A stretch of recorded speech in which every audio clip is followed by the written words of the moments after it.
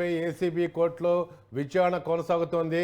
Bail, custody పిటిషన్లపై వాదనలు వినిపిస్తున్నారు Pramod Kumar Dubey. Skill కేసులో చంద్రబాబు అసలు ఎలాంటి తప్పు చేయలేదని వాదిస్తున్నారు ఆయన. బాబు తరపు వాదనలు నోట్ చేసుకుంటున్నారు సిఐడి న్యాయవాదులు. ఈ అంశానికి సంబంధించి మరింత సమాచారం అందించడానికి మా అమరావతి ప్రతినిధి ప్రసన్న మనకు ఫోన్ లైన్లో సిద్ధంగా ఉన్నారు. ప్రసన్న, గత కొంతసేపటి నుంచి వాదనలు కొనసాగుతున్నాయి. ఒకవైపు చంద్రబాబు తరపు న్యాయవాదులు ఉన్నారు, మరోవైపు సిఐడి తరపు న్యాయవాదులు ఉన్నారు. రెండు పక్షాల మధ్య వాదనలు కొనసాగుతున్నాయి. ప్రధానంగా చంద్రబాబు తరపు న్యాయవాదులకు సంబంధించి స్కిల్ కేసులో చంద్రబాబు అభియోగాలు చేశారు. ఉమ్మడి ఏపీలో భూ వివాదానికి సంబంధించి కూడా ఆయన ఒక కేసును ఆయన దృష్టి తీసుకురావడం జరిగింది. సిమెంట్స్ ఒప్పందంపై చంద్రబాబు అసలు సంతకమే చేయలేదు. సంతకం చేసిన గంటల సుబ్బారావు బెయిల్ మీద ఉన్నారు. కొన్ని ఫైల్ మిస్ చేశారని కూడా సిఐడి అభియోగాలు మోపిందనే యాంగిల్లో వాదనలు కొనసాగుతున్నాయి. దానికి సంబంధించి అప్పటి ఆర్థిక శాఖ ఉన్నత మీద కూడా గుజరాత్ వెళ్లి అధ్యయనం చేసిన పరిస్థితి ప్రస్తుతం మనకు కనిపిస్తోంది. అదేవిధంగా సిమెంట్స్ ప్రాజెక్టుకు ఎలాంటి అభ్యంతరం లేకుండా ఆమోదం పొందిందన్న విషయానికి కూడా ఆధారాలు ఉన్నాయి. అరెస్ట్ చేసిన తర్వాత విచారణ చేపట్టారు. చంద్రబాబుకు ఎలాంటి నోటీస్ ఇవ్వకుండా అరెస్ట్ చేశారు. మళ్ళీ కస్టడీ కావాలని కోరుకుంటున్నారు. ఇప్పుడు మళ్ళీ కస్టడీ కావాల్సిన ఉంది. ఆల్రెడీ ఒకసారి మాట్లాడారు సిఐడి అధికారులు. రెండు రోజులు కస్టడీకి తీసుకుని మాట్లాడిన పరిస్థితి కనిపిస్తోందని ప్రధానంగా చంద్రబాబు తరపు న్యాయవాదులు వాదిస్తున్నారు. మరి దీనికి సంబంధించి సిఐడి తరపు న్యాయవాదుల స్పందన ఏ రకంగా ఉంది ఏంటి అనేది వాళ్ళు రాబోయే ఒక అరగంట 20 నిమిషాల లోపే వాదనలు ముగించే అవకాశం ఉంది. ప్రస్తుతం మరి సుప్రీంకోర్టులో క్వాష్ పిటిషన్ నడుస్తుంది. రేపు 9వ తారీఖు వాయిదా పడింది. క్వాష్ అక్కడ నడుస్తూ ఉండగా ఇక్కడ ఏసీబీ కోర్టు ఎలాంటి నిర్ణయం తీసుకుంటుంది, ఇప్పుడు బెయిల్ మీద అదేవిధంగా కస్టడీ మీద విచారణ జరుగుతుంది కాబట్టి దీని మీద నిర్ణయం తీసుకునే అవకాశం ఉంటుందా ఏంటి అనేది మనం చూడాల్సి ఉంది. ఓవరాల్ గా కేబినెట్ నిర్ణయానికి చంద్రబాబుకి ఎలాంటి సంబంధం లేదు అనే వాదనే ప్రస్తుతం ఏసీబీ కోర్టులో జరుగుతుందని మనం చెప్పుకోవచ్చు. Yashwanath. Okay, thank you Prasanna. Chandrababu పిటిషన్లపై ఏసీబీ కోర్టులో కొనసాగుతోంది విచారణ. బెయిల్, కస్టడీ పిటిషన్లపై వాదనలు జరుగుతున్నాయి. స్కిల్ కేసులో చంద్రబాబు ఎలాంటి తప్పు చేయలేదని ఆయన తరపు న్యాయవాది దుబే వివరిస్తారు. కోర్టులో వాదిస్తున్నారు. బాబు తరపు వాదనలు కూడా నోట్ చేసుకుంటున్నారు ఇటు సిఐడి న్యాయవాదులు. ఈ నేపథ్యంలో అసలు ఓవరాల్గా ఏం జరుగుతుంది, చంద్రబాబుపై కేసులు ఈ స్థాయిలో ఎందుకు ఇంత చిక్కుముడి పడుతున్నాయి, దీని గురించి మనతో మాట్లాడటానికి ప్రముఖ సీనియర్ న్యాయవాది గోసాల శ్రీనివాసరావు గారు మనకి లైవ్లో ఉన్నారు.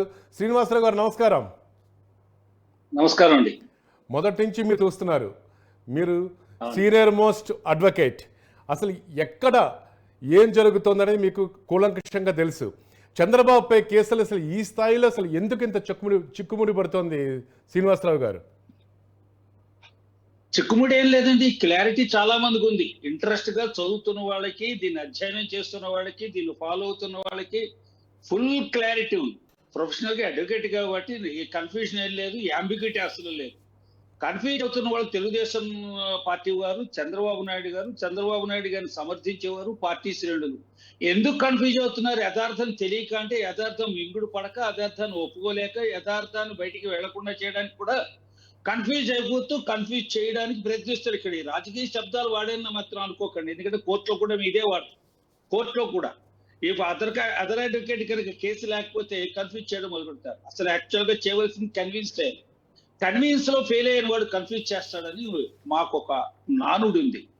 అంచేత కన్ఫ్యూజ్ ఎందుకు చేస్తున్నారంటే కన్విన్స్ చేయలేకపోవడం అని నాకు అనిపిస్తోంది. ఖచ్చితంగా చెప్తా.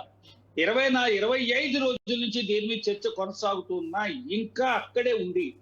అక్కడే యూ టర్న్ తీసుకున్నా, లేకపోతే జీరో టర్న్ అంటారు. జీరో టర్న్ అంటే ట్రాఫిక్ ఐలాండ్ చుట్టూ తిరగడమే జీరో టర్నింగ్. అసలు అక్కడ ఒక దాని ప్రారంభం ఉండదు, అంత ఉండదు. ఎక్కడ మొదలు పెట్టదో తెలియదు, ఎక్కడ అవుతుందో తెలియదు. అయితే శ్రీనివాసరావు గారు, ఒకటి సామాన్య మానవుడికి వస్తున్నటువంటి ప్రశ్న ఏంటంటే, ఎందుకు వీళ్ళు బెయిల్ అడగటం లేదు? క్వాష్ పిటిషన్ వేస్తూనే ఉన్నారు. చంద్రబాబు ఏసీబీకి వెళ్తున్నారు, హైకోర్టుకి వెళ్ళారు, ఇప్పుడు సుప్రీంకోర్టుకి వెళ్ళినా సరే ఒక్కటైనా ఫేవర్గా వచ్చిందా?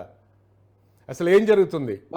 ఒకసారి దీని మీద క్లారిఫికేషన్ మీరు తప్పకుండా. అంటే అసలు చంద్రబాబు నాయుడు గారిని కస్టడీలో తీసుకున్నారు, అర్ధరాత్రి కస్టడీలో తీసుకున్నారు. అర్ధరాత్రి వెళ్ళారు, వెళ్ళడంలో తప్పు లేదు.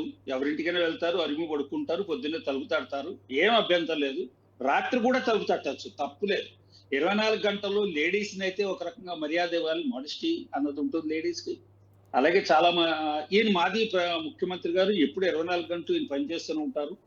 ముఖ్యమంత్రి ఉన్నప్పుడు పనిచేస్తారు, ఇప్పుడు కూడా పనిచేస్తున్నారు. ప్రజల కోసం ప్రజాక్షేత్రంలో ఉన్నారు. కాబట్టి వారిని అరెస్ట్ చేసినప్పటి నుంచి రిమాండ్కి పంపించే వరకు ఏ జరిగిన విషయాల దగ్గర నుంచి ఇప్పటిదాకా వారు ఏ రకంగా వాళ్ళు ఆయన డిఫెన్స్ తీసుకుంటున్నారు. నన్ను అరెస్ట్ చేసి అర్ధరాత్రి అరెస్ట్ చేశారు, 24 గంటలు దాటిపోయింది, మీ దగ్గర ప్రవేశపెట్టేప్పటికీ అంచేత నన్ను అర్జెంట్గా రిలీజ్ చేయండి, రిమాండ్ రిపోర్ట్ రిజెక్ట్ చేయండి అన్నారు. లేదు, పొద్దున్నే రిమాండ్ తీసుకున్నారు, 24 గంటలు దాటుకుంటే జడ్జి గారు కన్సర్న్ జ్యుడిషియల్ ఆఫీసర్ దగ్గర ప్రవేశపెట్టారు. సెకండ్, ఆయన రిమాండ్ రిపోర్ట్ రిజెక్ట్ చేయమన్నారు. Remand report was examined by the court wear he was remanded. అక్కడ ఏసీబీ కోర్టులో రిమాండ్ రిపోర్ట్ లో ఎక్కడ తప్పులు తడకలు ఏం జరగలేదు, రిమాండ్ రిపోర్ట్ రాసి పంపించారు. ప్రాథమిక సాక్ష్యాధారాలకు అనుగుణంగా మీరు చెప్పేది ప్రాథమిక ఆధారాలు ఈయన కస్టడీలో తీసుకోవడానికి ఏవైతే సహకరించో, ఏ ఆధారాల మీద అయితే కస్టడీ తీసుకున్నారో ఆ ఆధారాలన్నీ కూడా రాశారు, పొందుపరిచారు. That is the prime document, first document. అది ఆ కోర్టుకు అప్పచెప్పారు. కోర్టు తనిఖీ చేసింది, విచారించింది. 4 గంటలు 5 గంటలు సుదీర్ఘమైన ఆర్గ్యుమెంట్లు విన్నారు. చాలా 409 నాకు వర్తించదన్నారు, 409 గురించి గవర్నర్ పెర్మిషన్ తీసుకోలేదన్నారు, 17A గురించి. అవన్నీ విన్న తర్వాత రిమాండ్కి పంపించారు. రిమాండ్కి పంపించిన తర్వాత మళ్ళీ కస్టడీ పిటిషన్ అడిగారు వీళ్ళు పోలీసులు అంటే దర్యాప్తు సంస్థ. కస్టడీ పిటిషన్ అడిగినప్పుడు వీరు దాన్ని వ్యతిరేకించారు. దాంతో పాటుగా నేను జ్యుడిషియల్ కస్టడీ ఇంటి దగ్గర ఉండేలాగా, ఇంటి దగ్గరకు ఆర్డర్ వేయండి, judicial custody at my house. దాన్ని కోర్టు అంగీకరించలేదు. దాన్ని ఎందుకు అంగీకరించలేదు అని చిన్న కుర్రాడు కూడా తెలుస్తుంది. ఇంకా తర్వాత హైకోర్టుకి వెళ్ళి క్వాష్ అడిగారు. క్వాష్ ఎందుకు అడిగారు అంటే, ఇప్పుడు ప్రాథమికమైన ఆధారాలు లేకుండా, సంబంధం లేకుండా అసంబంధమైన వ్యక్తిని ఏ థర్డ్ పర్సన్, తెలుగులో చెప్తున్నానంటే దారే పోయే దానయ్యని తీసుకొచ్చి ఏ కేసులో నన్ను అరెస్ట్ చేసినట్టయితే, అయ్యా I'm a stranger to the case, I'm involved because it is purposefully, it is mentioned my name in this affair or in the charge sheet. FIR లో కూడా పేరు లేదని వాదిస్తున్నారు మొదటి నుంచి. అదే మెయిన్ వాదన వాళ్ళది, ఎఫ్ఐఆర్ లో పేరు లేదని. పేరు అక్కర్లేదని విషయం చాలా సార్లు చెప్పాం, ఇప్పటికీ చెప్దాం, పర్లేదు, చెప్తూనే ఉందాం. పేరు ఎప్పుడు కూడా మొట్టమొదటి ఒకరి పేరే ఉంటుందండి ఎఫ్ఐఆర్. ఎందుకంటే ఏ వ్యక్తి అయితే షూట్ చేశాడో గనతో అతని పేరు రాసేస్తారు. వివేకానంద హత్య కేసులో తర్వాత వచ్చే తట్టల పేర్లు. ఒక వ్యక్తిని విచారిస్తే, దర్యాప్తులో విచారిస్తున్నప్పుడు ఇంకా సంబంధిత వ్యక్తులు, నేరస్తులు ఎవరైతే కాన్స్పిరసీలో ఉన్నారో వాళ్ళందరి పేర్లు తర్వాత తెరమీకి వస్తాయి. తర్వాత తెరమీకి వచ్చిన వాళ్ళందరి పేర్లు తీసుకుని వాళ్ళందరినీ దర్యాప్తు చేస్తుంటే ఇంకొంత లింకులు బయటకు వస్తాయి. అవి ఆంధ్రదేశాన్ని దాటి అంతర్రాష్ట్రాలకు దాకా వెళ్ళిపోతాయి. ఆ మొత్తం కాన్స్పిరసీ విదేశాల దాకా వెళ్ళిపోయిన సందర్భాలు ఉన్నాయి. కాబట్టి నా పేరు ఎఫ్ఐఆర్ లో లేదన్నది చాలా అవుట్ ఆఫ్ ఇగ్నోరెన్స్ అది మాట్లాడుతున్నారు. మూడోది, ఇప్పుడు దానికి క్వాష్ పిటిషన్ అడిగినప్పుడు సుదీర్ఘమైన వాదనలు విన్న తర్వాత వాళ్ళ ప్రధానమైన అభ్యంతరం, నన్ను అరెస్ట్ చేస్తున్నప్పుడు ఖచ్చితంగా 17A prevention of corruption act follow అవ్వలేదు, అది ఈ కేసుకి అప్లై అవుతుంది, అది దాన్ని గౌరవించలేదు, దాన్ని ఫాలో అవ్వలేదు, దాన్ని కంప్లైంట్ చేయలేదు అన్నారు. 17A గురించి అందులో నిబంధనల గురించి చంద్రబాబు లాయర్లు ఎందుకు పదే అంతలా పట్టుబడుతున్నారు? అదొక్కటే దారి కాదు, అదొకటే ఆప్షన్, అదొక్కటే దారి మనకి ఏమైనా ఉపయోగపడుతుంది. ఇప్పుడు అవునండి, నేను ఇలా విమర్శ చేస్తే అందరికి అర్థం అవ్వడానికి ఉపమానాలు చెప్తాను తప్ప ఎవరిని కించపరచడానికి ఉపమానాలు చెప్పాం. సార్, మీరు ఒక ప్రముఖ, మీరు చాలా సీనియర్ మోస్ట్ లాయర్, ఎవరు తప్పు పట్టరు. మీరున్నది ఫ్యాక్ట్స్ మాట్లాడుతున్నారు, అది ఖచ్చితంగా ఎలా వెళ్ళాలో అలాగే వెళ్తుంది అందులో కూడా. సో అందుకని మీరు లాయర్ గానే మాట్లాడుతున్నారు. You are not taking any stand towards party, I know that. ఉపమానాలు చెప్తాం. ఏదో ఆధారం దొరకడం కోసం ఉన్న ఆధారాలను పట్టుకుని దాన్ని ఎక్స్ప్లాయిట్ చేయడానికి, దాన్ని బాగా మ్యాగ్నిఫై చేస్తారు. చేయడం మంచిదే. ఇక్కడ 17A అప్లై అవుతుందో లేదో అనేది ఇంటర్ప్రిటేషన్ ఆఫ్ స్టాట్యూట్ మీద నడుతుంది, ఫ్యాక్ట్స్ మీద కాదు. ఫ్యాక్ట్స్ కూడా ఉన్నాయి. Fact whether mister Chandrababu Naidu is still in public office అంటే ఆయన ఎమ్మెల్యే కాదంట. ఆయన ఎమ్మెల్యే, నేరం ఆయన ఎమ్మెల్యేకి సంబంధించింది కాదు. నేరం అంతకుముందు ఉన్న పదవులు, అంతకుముందున్న చంద్రబాబు నాయుడు గారు చీఫ్ మినిస్టర్ గా, హెడ్ ఆఫ్ ది క్యాబినెట్ గా ఉన్నప్పుడు తీసుకున్న నిర్ణయాలు, ఆ నిర్ణయాలు అవకతవకలు, అక్కడ జరిగినటువంటి అనేటువంటి అవకతవకల వల్ల ఆర్థికమైన నేరం చోటు చేసుకుంది కాబట్టి ఆర్థిక నేరం ఇప్పుడు చోటు వాళ్ళు చేసుకుంది అదేమంటారంటే కాబట్టి క్యాబినెట్ తీసుకున్న నిర్ణయం దానికి చంద్రబాబుకి ఏం సంబంధం కూడా వాదిస్తున్నారు.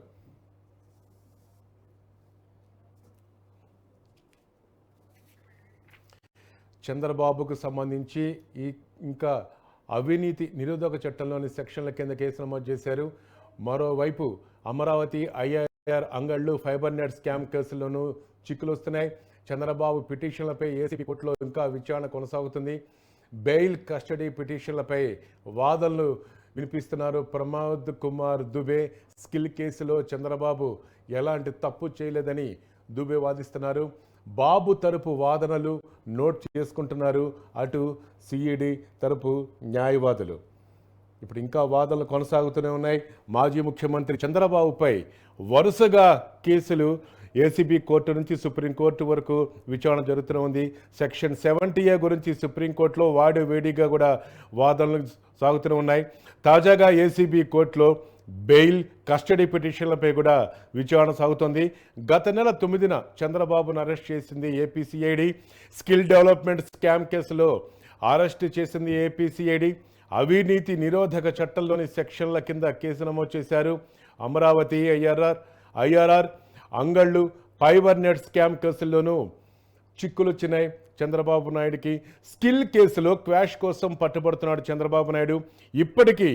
ఇప్పటికే 2 రోజులు కస్టడీలోకి తీసుకొని ప్రశ్నించింది సిఐడి. అయితే మరో 5 రోజులు కస్టడీ కోరుతోంది ఏపీసీఐడి. చంద్రబాబు క్వాష్ పిటిషన్ను కొట్టేసింది ఏపీ హైకోర్టు తీర్పును సుప్రీంకోర్టులో సవాల్ చేశారు టీడీపీ అధినేత నారా చంద్రబాబు నాయుడు.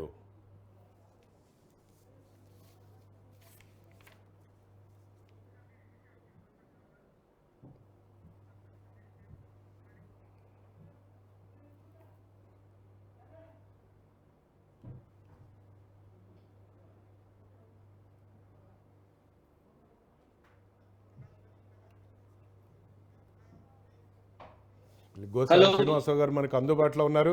సార్ మాట్లాడుతున్నాం, మన మధ్యలో ఇంటరప్ట్ అయింది చిన్న లిటిల్ బిట్. సార్ కంటిన్యూ చేయండి. క్వాష్కి సంబంధించి బెయిల్ గురించి మనం మాట్లాడుతున్నాం. గోసాల శ్రీనివాసరావు గారు.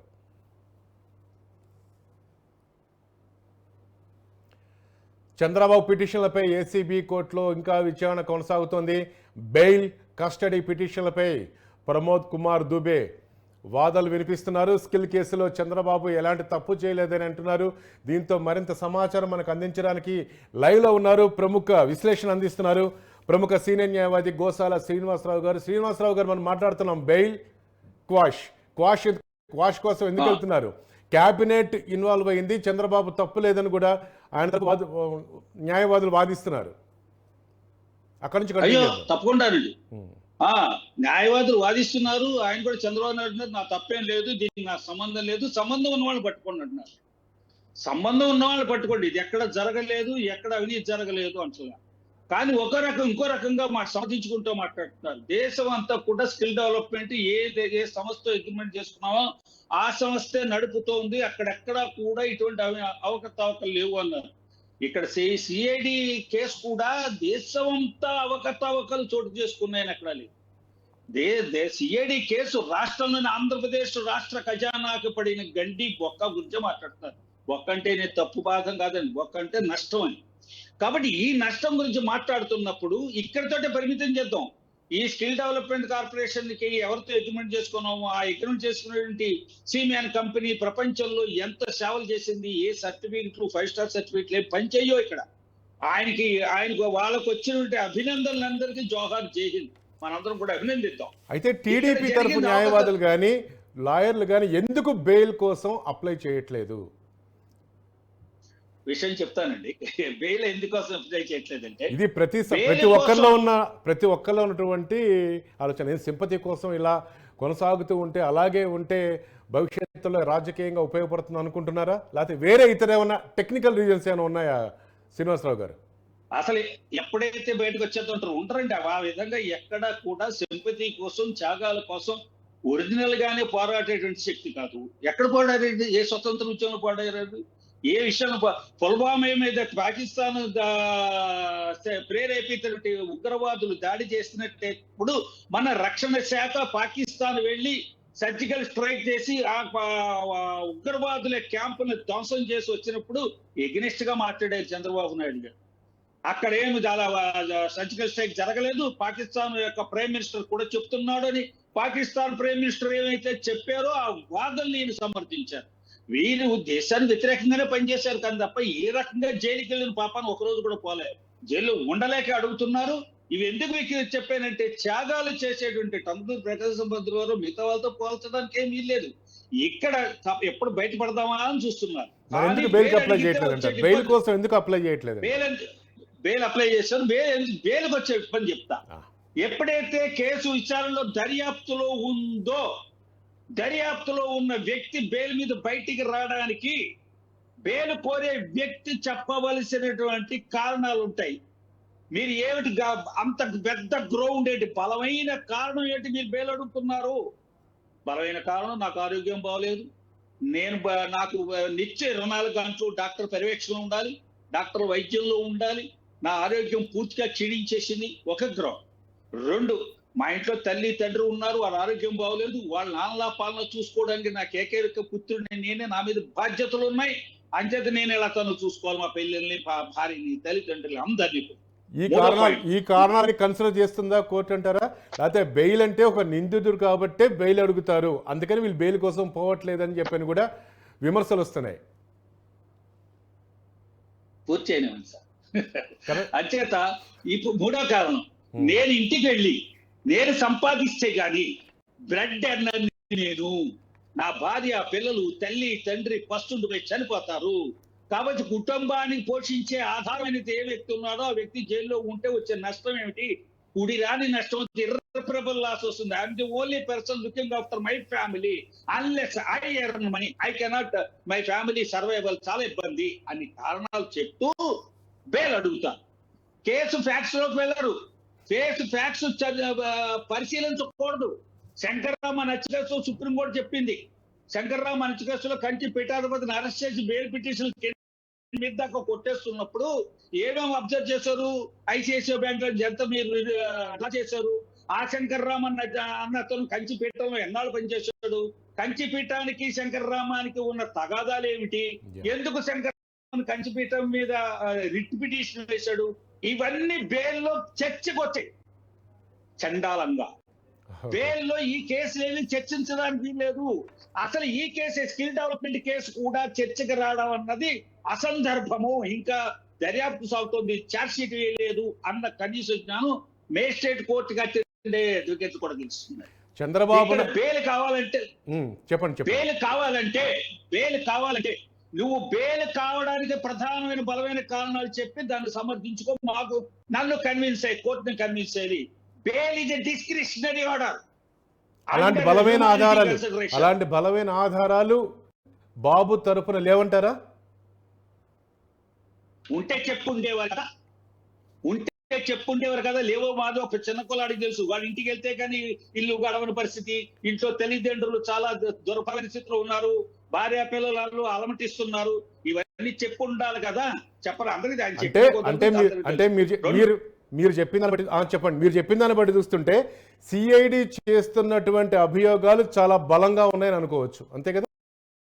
ఇక్కడ సిఐడి బెయిల్కి ఎందుకు అపోజ్ చేస్తుంది అది కూడా తెలుసుకోవాలి మనం. 2 పక్కల తెలుసుకుని ఈవేళ చంద్రబాబు నాయుడు గారిని దృష్టిలో పెట్టుకున్నారు చెప్పట్లేదు నేను. అక్కడ ఒక రెగ్యులర్ బెయిల్ పిటిషన్ వచ్చిన బెయిల్ అడిగే కోర్టులో వాదనల పిటిషనర్ అప్లికెంట్ అంటాం, బెయిల్ దరఖాస్తు చేసుకున్నవాడు ఏంటి వినిపిస్తాడు? బెయిల్ని విభేదించేవాళ్ళు, బెయిల్ని అపోజ్ చేసేవాళ్ళు ఏమిస్తారు? నేను సీనియర్ పర్సన్స్కి వెళ్ళానండి, రికార్డులన్నీ చూసామండి, ఈయనే నేరస్తుడండి, నేను నేరం చేయలేదండి. ఈ వాదనలు ఎప్పుడు వినకూడదని చెప్పి సుప్రీంకోర్టు చెప్పింది. ఈ వాదనలోకి వెళ్ళకూడదని చెప్పి సుప్రీంకోర్టు చెప్పింది. సుప్రీంకోర్టు కేసు ఫ్యాక్ట్స్ లోకి వెళ్ళద్దు. బెయిల్ అప్లికేషన్ అన్నది separate application basing on the discretion for the hour of the judge. The bail will be granted. Bail కావాల్సిన అడిగే వ్యక్తికి ఏ కారణాలు అడగాలో చెప్పాను. బెయిల్ అపోజ్ చేసేటువంటి ప్రాసిక్యూషన్ ఏజెన్సీ ఎలా అపోజ్ చేస్తారని చెప్తా. ఈ వ్యక్తి బయటికి వెళ్ళాడంటే సాక్షుల్ని తారుమారు చేస్తారు, సాక్షుల్ని ప్రభావితం చేస్తారు, సాక్షుల్ని ట్యాంపర్ చేస్తారు. రెండు, ఇది ఒక కారణం. రెండు, ఇతను మళ్ళీ దర్యాప్తుకు దొరకడు, వేరే బోర్డు తెలియకుండా ఎక్కడికొకటికి ఎక్స్కాండ్ అయిపోతాడు. మూడు, ఇతను చాలా పవర్ఫుల్, దర్యాప్తు సంస్థల్లో కూడా ఇన్ఫ్లుయెన్స్ చేసేయగలడు, ఎంచేత ఒకప్పుడు పదవిలో ఉన్నాడు కాబట్టి అని చెప్తారు. ఇదే వాదనలు ఎప్పుడెప్పుడు ఎన్నిసార్లు విన్నాం ప్లేడర్లు. లేకుంటే ఎప్పటికప్పుడు చంద్రబాబు నాయుడు గారి కేసు కోసం కోటేసుకోలేదు కదా చాలా మంది సీనియర్ అడ్వకేట్లు ఉన్నారు. ఇదే వాదనలు వింటారు. బెయిల్ అడిగిన వాడి కారణాలు, బెయిల్ అపోజ్ చేస్తున్న కారణాలు. సత్యం రామలింగరాజు గారికి ఎందుకు అపోజ్ చేశారు? ఈ కారణాలతో కదా. బయటికి వెళ్ళి సాక్షులు ప్రభావితం చేస్తారు, సాక్షులు మారుస్తారు, తారుమారు చేస్తారు, దర్యాప్తుకి చెక్కరు, దర్యాప్తు అల్లకల్లోని చేసేస్తారు అన్న కారణాలతో కదా సత్యం శ్రీనివాసరావు గారు అసలు ఈ స్కిల్ డెవలప్మెంట్ కేసు 2018లో బయటపడింది. అయితే ఇంతకాలం లోపాలు మాత్రం బయటపడలేదా? జిఎస్టీ విజిలెన్స్ పట్టుకునేంత వరకు ఈ విషయాలు బయటికి రాలేదు. దీని గురించి ఎలా అర్థం చేసుకోవాలి? అంటే అప్పటి వరకు ఏపీసీఐడి దృష్టికి రాలేదా? ఈ 4 సంవత్సరాలు జగన్ గవర్నమెంట్ దృష్టికి రాలేదా? లేకపోతే పకడ్బందీగా ఆధారాల కోసం ఏపీసీఐడి ఇంతకాలం వెయిట్ చేసిందా? ఇది ఏ కోణంలో చూడాలంటారు? ఇప్పుడు మనీళ్లలో జరిగేవి మీరు లెక్క చూసుకుంటే సామాన్లు దొరకవు. ఎప్పుడో మీరు పులుగూరు పత్రం వేసుకుందాం చూస్తారు, పులుగూరు పత్రం కనపడదు, అప్పుడే తెలుస్తుంది ఎవడో కొట్టేసాడు. ఇంత పెద్ద రాష్ట్ర ప్రభుత్వ యంత్రాంగంలో ఆడిట్లు అందుకే ఉన్నాయి. ఆడిట్ అన్నది అందుకే ఉంది. ఆడిట్ పట్టుకుంటారు, కాకు పట్టుకుంటుంది, పేజీ అకౌంట్ జనరల్ పట్టుకుంటారు, దర్యాప్తు సంస్థలు పట్టుకుంటాయి. ఇక్కడ ఏమైందంటే సెంట్రల్ జిఎస్టీ విజిలెన్స్ వాళ్ళకి మన ఆంధ్రప్రదేశ్ యొక్క ఎక్సెక్కర్ నుంచి కొన్ని డబ్బులు సర్వీస్ కోసం అడ్వాన్స్ పే చేశారు, మొబిలైజేషన్ అడ్వాన్స్ పే చేశారు, విచ్ అట్రాక్ట్స్ జిఎస్టీ. ఆ జిఎస్టీలో కుంభకోణం జరిగింది. జిఎస్టీ కట్టారు, లేకపోతే ఎవరు క్రెడిట్ తీసుకున్నారు, జిఎస్టీ ఇన్పుట్ క్రెడిట్ అవైల్ చేసుకున్నారు ఫలానా వ్యక్తి. ఆ వ్యక్తి ఆ జిఎస్టీ మీరు కట్ చేశారా? అతని అవైల్ చేసుకున్నాడు, ఇన్పుట్ క్రెడిట్ అవైల్ చేసుకున్నాడు ఫలానా ఆసాములు. తర్వాత మీరు పే చేసింది ఎవరికి, ఇది వెళ్ళింది ఎవరికి, ఇవన్నీ కూడా డొల్ల కంపెనీలు, షెల్ కంపెనీలు బయటకు వచ్చాయి. అక్కడ పట్టుకుని విజిలెన్స్ వాళ్ళు ఇక్కడ ఆంధ్రప్రదేశ్ ప్రభుత్వాన్ని అలర్ట్ చేశారు. అప్పుడు చీఫ్ మినిస్టర్ గా చంద్రబాబు నాయుడు గారే ఉన్నారు. ఆయన దృష్టికి వచ్చింది. దృష్టికి వచ్చిన తర్వాత ఆయన ఏం చర్య తీసుకోవాలి. ఓకే చివరగా సార్, సమయాభావం వల్ల మళ్ళీ మీతో మనం టెక్నికల్ గా దీని గురించి రెగ్యులర్ గా మనం టచ్ లోకి వస్తాం. అయితే ఫైనల్ గా మీరు ఒక ప్రశ్నకు మీరు సమాధానం ఇవ్వండి. చంద్రబాబు నాయుడు గారికి ఇప్పట్లో బెయిల్ వస్తుందా రాదా? క్లుప్తంగా టూకీగా వస్తుందా? ఆయన 3 కారణాలు, ఆయన ఎలా చెప్పకూడదు, తప్పది, అలా ఎక్కడ పుస్తకంలో ఉండదు. ఆయన చెప్పిన 3 కారణాలు ఆయన సాటిస్ఫై చేసేస్తే, 3 కారణాలు చెప్పారు ఇందాక, ఆయన సాటిస్ఫై చేసేస్తే సిఐడికి అబ్జెక్షన్స్ ఏమి లేవు అని వాళ్ళు అనేస్తే, మాకేం లేవు, దర్యాప్తు అంతా పూర్తయిపోయింది, సాక్ష్యాలన్నీ సేకరించేస్తాం, charge sheet ready, charge sheet file చేస్తాం. ఏమంటే జగన్ 16 నెలల లోపల ఉన్నాడు, కారణం ఏమిటి? ఆ కారణాలు ఇంక వర్తించవా? జగన్ అయినా, ఏజీ 2G స్పెక్ట్రమ్ లో ఏ రాజా అయినా, మధు కోడ అయినా, లల్లు ప్రసాద్ యాదవ్ అయినా, సుధీర్ సోదన్ అయినా, ఇవే కారణాలు. అవకతవకలు, ఆర్థికమైన అవకతవకలు. నేను నాకు కానీ మా ఆంధ్రప్రదేశ్ అయితే 2 తెలుగు రాష్ట్రాల్లో మమ్మల్ని ఎవరు దర్యాప్తు సంస్థలు ప్రశ్నించడానికి వీల్లేదు అని అనుకోవడం తప్పండి. డిసప్పాయింట్ అయిపోతారు వాళ్ళు, చాలా డిసప్పాయింట్ అయిపోతారు. Okay thank you Gosala Srinivasarao గారు, చాలా టెక్నికల్గా మీ విశ్లేషణ అందించారు. ధన్యవాదాలండి. ఇది ఇవాల్టి స్పెషల్ డిబేట్. చూస్తూనే ఉండండి న్యూస్ 360, నిజం ఆలోచనను మారుస్తుంది.